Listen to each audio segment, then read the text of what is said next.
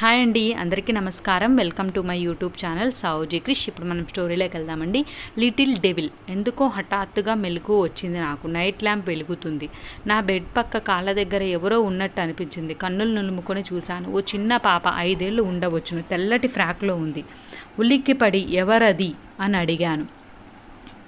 జవాబు లేదు. రెప్ప వేయకుండా నన్నే చూస్తుంది. గోడవైపు తిరిగి స్విచ్ నొక్కడంతో గదిలో ట్యూబ్లైట్ వెలిగింది. వెనక్కు తిరిగేసరికి పాప అక్కడ లేదు. గతుక్కుమన్నాను. తలగడ పక్కన ఉన్న సెల్ ఫోన్ తీసి ఆన్ చేసి టైం చూశాను. అర్ధరాత్రి కావస్తుంది. నిద్రపోతున్న నన్ను ఎవరో తట్టి లేపినట్టయి మెలకు వచ్చింది.